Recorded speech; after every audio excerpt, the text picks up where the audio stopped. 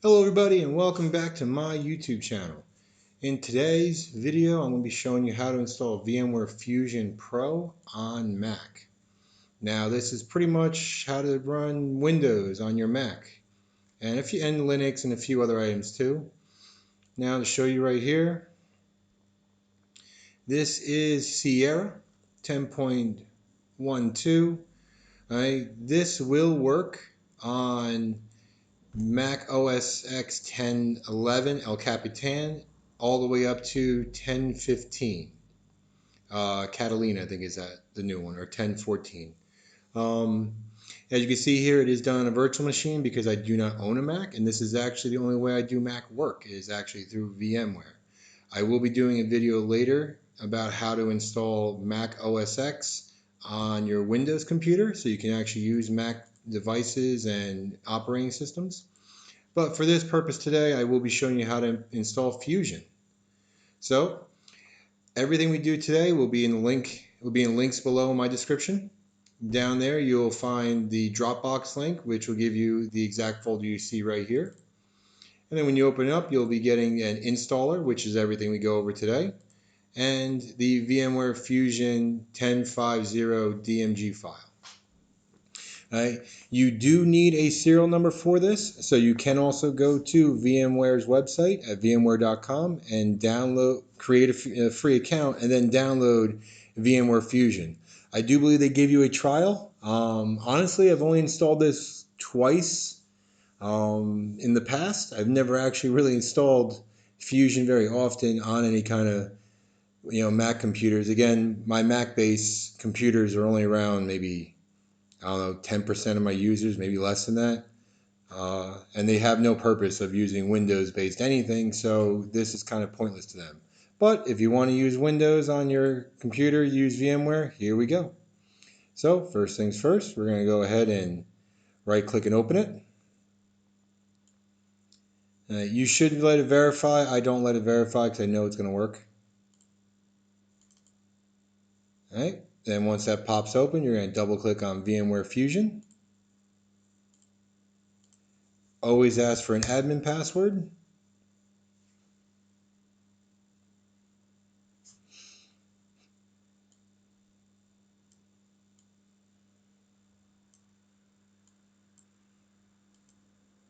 All right, and like I said, this is the third time I've ever had to do this, so bear with me on a few things here. I don't know how long it's going to take because I can't remember how long it's going to take, but hopefully it doesn't take that long. So you got your license agreement, so click agree. Okay, as you can see here, I want to try VMware Fusion for 30 days. We're going to click on that. If you have a license, go ahead and put it in now. I currently do not have a license, so there's no reason for me to bother with that. Again, this is only for a tutorial purpose. I will never actually use VMware Fusion in the situation I'm in right now. But this is to hopefully help somebody else out there who wants to know how to install VMware Fusion on their Mac. So I'm going to do the 30-day trial. You have your choice of home users or professionals. Mainly if you're just this is like the difference between player and workstation. So if you want to do mainly just, hey, I want to install Windows, just use a couple applications here and there, blah, blah, blah. Okay, Fusion 11.5 is for you. If you're looking for higher end networking, sharing, and everything else that comes with workstation, as we have in the Linux version and the Windows version, I would recommend going with professional. But for this, I will go professional just in case somebody wants to use it. If not, you can pick either one that more suits you. Again, if you're just going to use it to install Windows and a few things, or even Linux, this one's the best bet for you. All right, again, type in your admin password. Again, with the CEIP, it's a preference. I like to keep it on because in case anything goes wrong, especially with Linux or Mac, these programs were not designed 100% for them when they came out. So in this case here, I always like to leave this on. If a bug happens, if anything goes crazy, it will send a bug notice to VMware with your approval to let them know what's going on so we can go ahead and fix the problem with future updates or be able to send out a patch to fix your problem right away. And we hit done.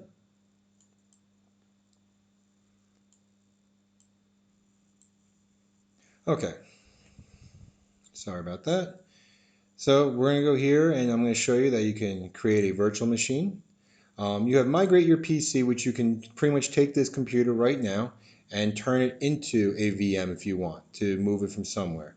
I do know people that do this. So for example, the time I would do this if I'm going to create a virtual of this and I want to work on it on my Windows computer. So I'm able to actually build the virtual of this one. You can install Mac OS X from the recovery partition here, like most Macs can do to recover them. If you have any existing virtual machines you want to import, so say you made them in Windows or Linux, they all are the same, so you can go ahead and import the VMX file directly onto here. Again, you can install from disk image or USB.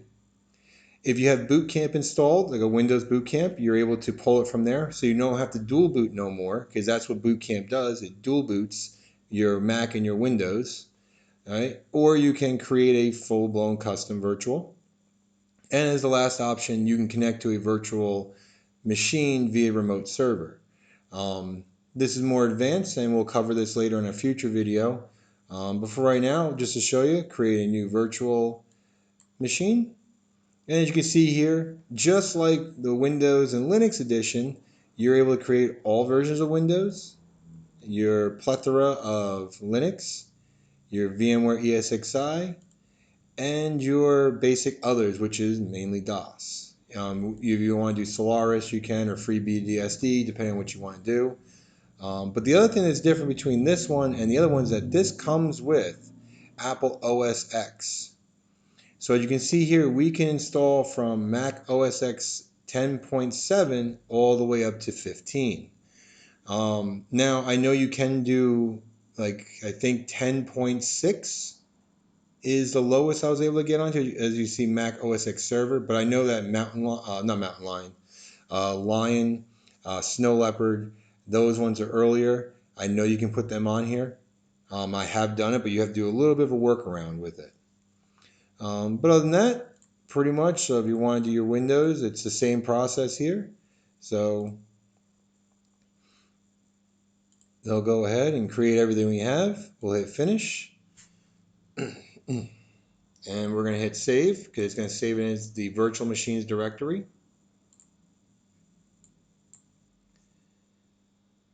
Okay.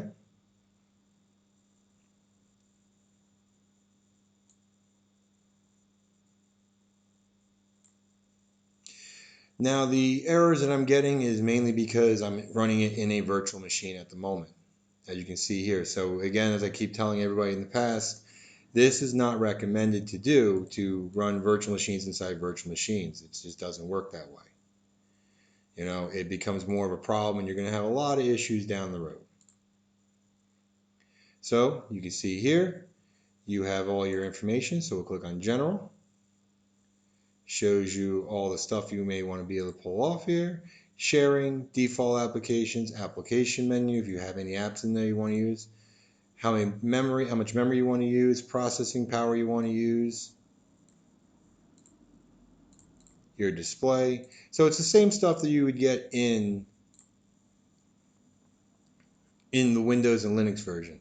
Same thing here, add a device. You can add multiple network drivers, floppy drive, parallel ports, you know, anything you kind of want to use. Advanced settings, if there's specific settings you need to change, like the firmware options here from legacy to UEFI, you have all this capability of doing it. So, and that's it. You know, you went ahead. Now, as you can see here, here's the main screen. So you have all your virtual machines that get listed here. You want to add a new one, new boot camps, import, you know, everything you need to do. Your settings over here again. And that's everything. So I hope this video helped out. I hope it was more informative than anybody else. And if you like, subscribe down below, stop back in. I will be planning on doing more videos in the future. Not too many Mac videos, again, because There's not really much to it. Whatever you kind of do in VMware Workstation is the same way you're going to do it in Fusion. But who knows? I might be able to do a few videos in the future using Mac and Fusion and getting further with that. But I do know that I will be doing more Windows installation versions, so you'll be able to see me install Windows 1, 2, 3, XP, 7, 2000, all the flavors that Windows ever created, as well as servers. You will see me install Linux versions of operating systems, and you will be able to see me to install Mac on Windows. Even though Mac on Windows is not supported due to hardware changes, there are patches that we can apply, and I will show you how to do that so you're able to do what I'm actually doing right now, running a Mac VM on a Windows computer. So again, I hope you enjoyed the video. Hope it helped you out. If it didn't, let me know in the comments. If it did help, let me know in the comments. If you actually have any questions, go ahead and let me know. And hopefully I'll catch you guys soon. So see you later.